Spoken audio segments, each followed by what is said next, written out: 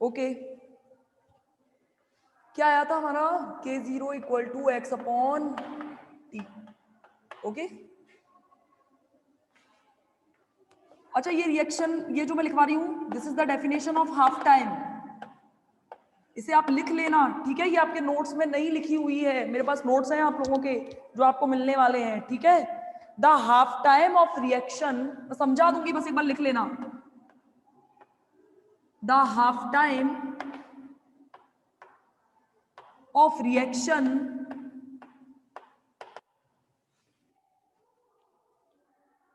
is the time required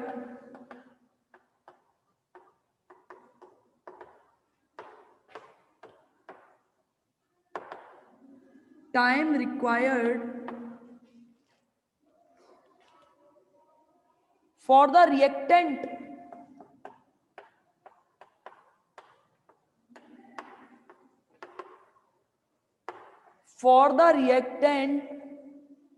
concentration to decrease to reactant concentration to decrease to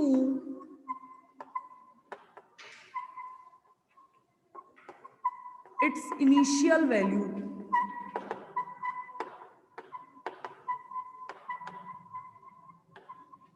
okay, this is the definition of half time. Half time की definition क्या होती है, देखो, that time when, ध्यान समझना, that time when concentration of reactant will become half to its initial value. Okay, वह time, that time जब when किसी भी रिएक्टेंट की कंसंट्रेशन अपनी इनिशियल कंसंट्रेशन की हाफ रह जाती है। देखो एग्जांपल से डिस्कशन करते हैं। मानो मैंने यहां से, लेट्स एज्यूम दैट मैंने यहां से कोई रिएक्शन स्टार्ट की। ओके, मैंने यहां से रिएक्शन स्टार्ट की, यहां मेरे पास किसी रिएक्टेंट के 100 मोल्स हैं।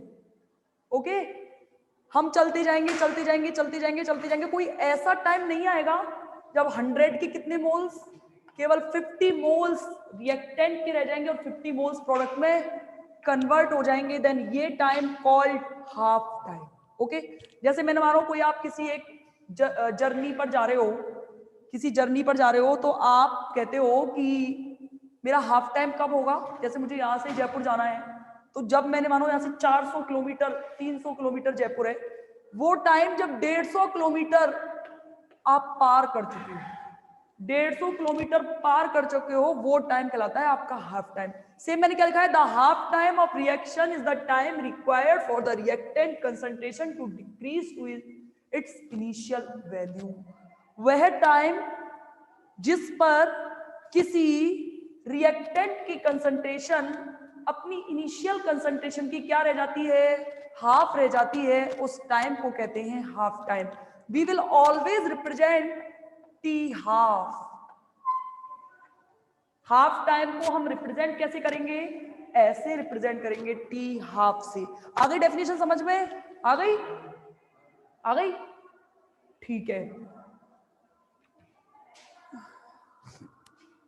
हाँ भाई, मिटा दूं इसे, चलो जीरोथ ऑर्डर के लिए हाफ टाइम कैलकुलेट करते हैं। जीरोथ ऑर्डर के लिए हाफ टाइम कैसे कैलकुलेट करेंगे, पहले तो आप ध्यान रखना, पूरा एग्जांपल पेपर में पूरा क्वेश्चन आता है कि what is the zeroth order reaction, या फर्स्ट ऑर्डर या second order, zeroth order reaction, calculate the mathematical expression of zeroth order reaction. जब भी वो मैथमेटिकल एक्सप्रेशन दे दे तो ऑलवेज रिमेंबर कि आपको उसकी डिफरेंशिएट और इंटीग्रेट दोनों ही इक्वेशन निकाल के दिखाने पड़ेंगे। वो बोलता है हाफ टाइम क्या होगा, तो हाफ टाइम की आप डेफिनेशन लिखेंगे, और हाफ टाइम की डेफिनेशन लिखने के बाद ही आप उसका हाफ टाइम बताओगे, फिर उसके बाद उसकी यूनिट लिखोगे, और यूनिट लिखने के बाद उसके लिखेंगे एग्जांपल्स, और फिर होगा आपका क्वेश्चन कंप्लीट। तो देखो कैसे, अच्छा बताओ, t equal to t half पर हाफ टाइम निकाल रहे हैं हम। t equal to t half, at the t equal to t half, x equal to a by 2, any doubt, अरे x, अरे यही तो था, ये रिएक्शन थी ना मेरी, a से 0 प्रोडक्ट बन रहा है, t इक्वल टू 0 पर क्या था, this is 0, sorry this is a mole, starting में इसके a मोल है, इसके 0, ये प्रोडक्ट है, प्रोडक्ट में स्टार्टिंग में कोई मोल कन्वर्ट नहीं होते हैं प्रोडक्ट में, तो यहाँ 0 कर दिए। t equal to t time पर, t equal to t time पर आप कहते हो कि ये a माइनस एक्स है, x मोल रिएक्टेंट के जो किसमें बदल गए हैं, कन्वर्ट हो गए हैं प्रोडक्ट में। मैंने कहा t बराबर t हाफ पर, what is the definition of t बराबर t हाफ, t हाफ की डेफिनेशन क्या थी, इनिशियल स्टेट की इनिशियल कंसंट्रेशन की हाफ रह जाए, ये कितनी है a, और a का आधा क्या होता है a हाफ, a बाई 2, तो a बाई 2 ही तो किया है मैंने। t equal to t half पर at the t equal to t half x equal to a by 2, k0 equal to x upon t, put the value in this equation, तो k0 equal to a by 2 upon t half, t half को cross multiply करके इधर ले जाइए, ध्यान रखना जब भी कोई चीज मल्टीप्लाई में होगी वो डिवाइडेशन में चली जाती है, और कोई चीज डिवाइडेशन में है तो मल्टीप्लाई में चली जाएगी, ये डिवाइडेशन में है मल्टीप्लाई में चला गया है, ये मल्टीप्लाई में है डिवाइडेशन में आ जाएगा, a अपॉन 2, k0 इधर ही तो आना है। अच्छा यहां देखो, मुझे केवल मतलब है कंसंट्रेशन ऑफ रिएक्टेंट से, what is the final result, t half always directly proportional to a. In the zeroth order reaction, half time is directly proportional to concentration of reactant, initial concentration. Okay, this is the zeroth order reaction. What is the unit? Unit भी नहीं निकल रही है इसमें, बताओ कितना छुड़वा रखा है, यूनिट नहीं निकल रही है इसमें, डायरेक्ट फर्स्ट ऑर्डर, एग्जाम्पल भी नहीं दिए हुए हैं, कमाल है भाई, कैसे करोगे, अब पेपर में अधूरा छोड़ के आओगे तो कैसे चलेगा भाई।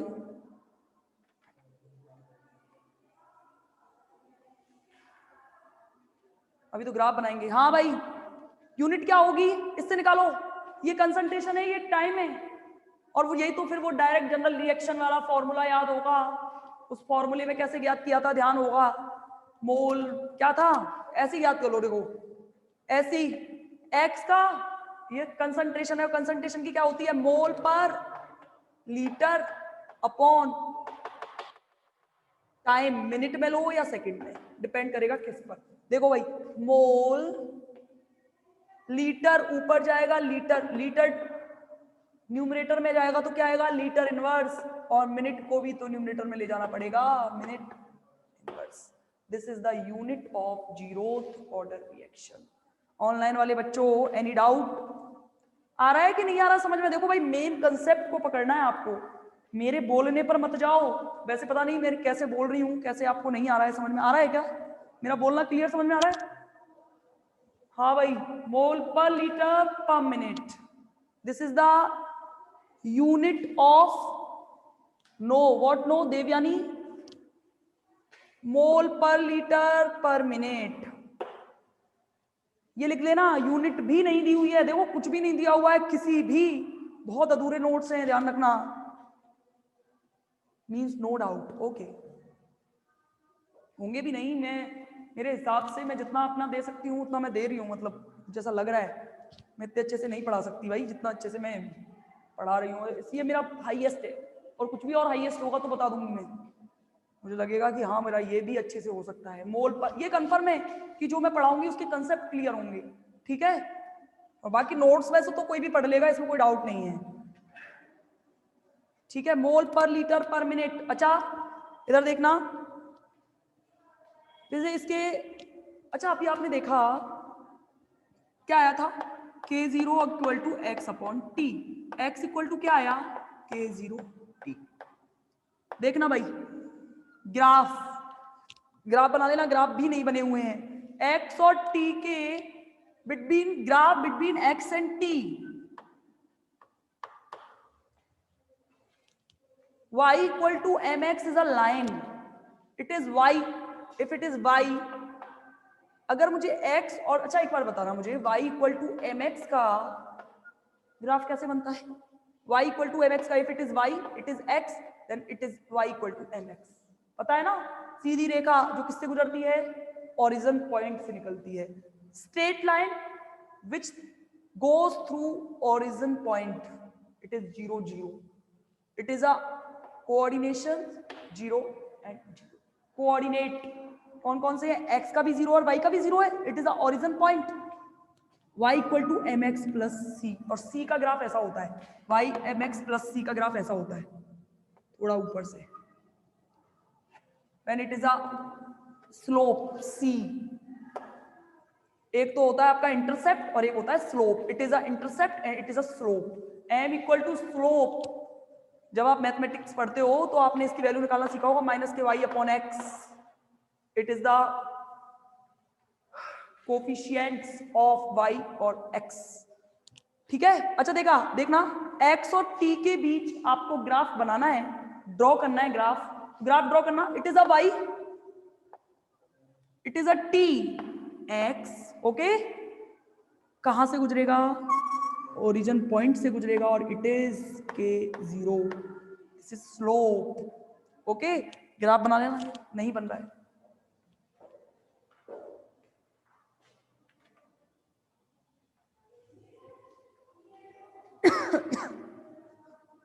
आगे समझ में, एक एक ग्राफ बनाना सीख लेना बस, और कुछ भी नहीं है इसमें ज्यादा।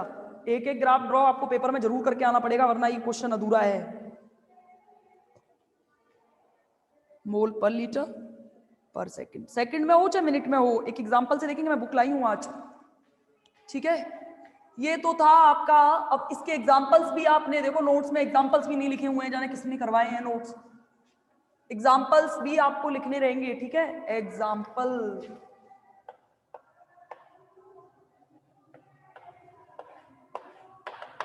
अच्छा एग्जांपल में देखना, 2NH3 N2 plus 3H2 ammonia breaks into the nitrogen and hydrogen.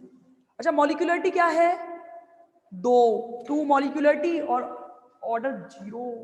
कैसे डिटरमाइन किया होगा, ये तो केवल एक बैलेंस इक्वेशन में मैंने रिएक्टेंट देखे हैं, नंबर ऑफ रिएक्टेंट देखे हैं जो कि रिएक्शन में पार्टिसिपेट कर रहे हैं, और मैंने 0 कैसे निकाला है, ये प्रैक्टिकली डिटरमाइन होगा, प्रैक्टिकल से निकाला होगा, तभी तो पता चला होगा कि भाई इसकी 0 है। नहीं तो देख के, अगर ये देखो, अगर आपसे कोई वाला एग्जांपल देके पेपर में पूछ ले कि what is the order of this reaction, तो क्या आप इसको 2 लिखोगे, गलत है, ध्यान रखना, इट इज रॉन्ग।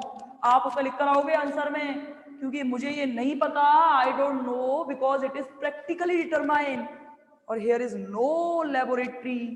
ओके, ऐसे, अरे वो तो मैं मजाक के तौर पे दे रही हूँ, ऐसे थोड़ी क्वेश्चन देगा, कभी नहीं देगा, ध्यान रखना। ये मैं तरीके बता रही हूँ पेपर में क्या क्या हो सकते हैं। एक देखो 2HI, ये एग्जांपल ऐसा नहीं है, 2HF H2 plus F,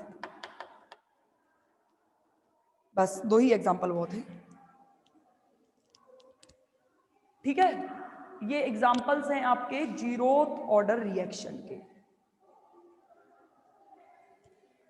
they are examples of 0th order reaction।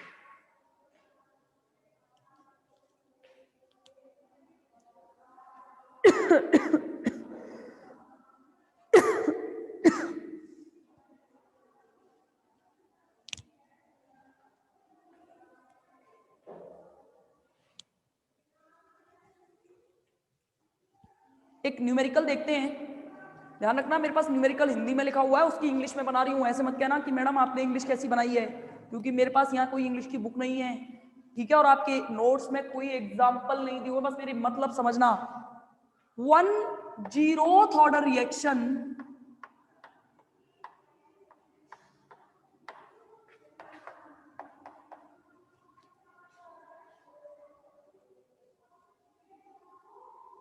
which takes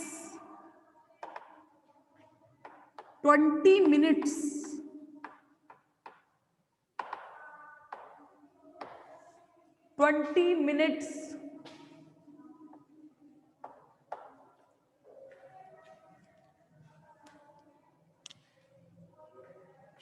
for 50, या फिर ऐसे कर देना 250% complete, to complete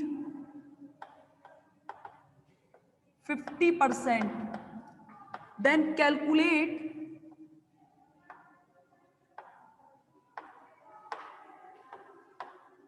the time, calculate that time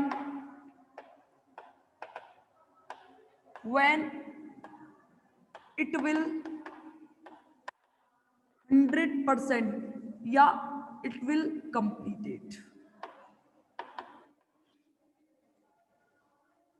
ठीक है, ये देख लेना, मेरी इंग्लिश पता नहीं कैसी होगी, मैंने लिख दिया है, मतलब मेरा एक जीरो, मैं हिंदी में समझाऊं थोड़ा थोड़ा, एक जीरोथ ऑर्डर की रिएक्शन है जिसको 50% कंप्लीट होने में 20 मिनट लगते हैं. ओके, 50% कंप्लीट होने में 20 मिनट लगते हैं, तो ये कंप्लीटली फिनिश होने में कितना टाइम लगेगा, कंप्लीटली फिनिश होने में कितना टाइम लगेगा, वो टाइम आपको कैलकुलेट करने के लिए मैं देके जा रही हूं, जिसे आप मुझे नेक्स्ट क्लास के अंदर बताओगे कि what will the time, what will your answer. आ रहा है कि नहीं आ रहा समझ में, मुझे तो ये बताओ भाई, आ रहा है कि नहीं आ रहा, आप लोगों को मजा आ रहा है कि नहीं आ रहा?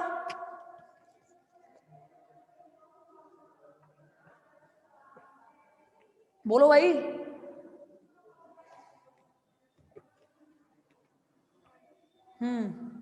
ओके चलो.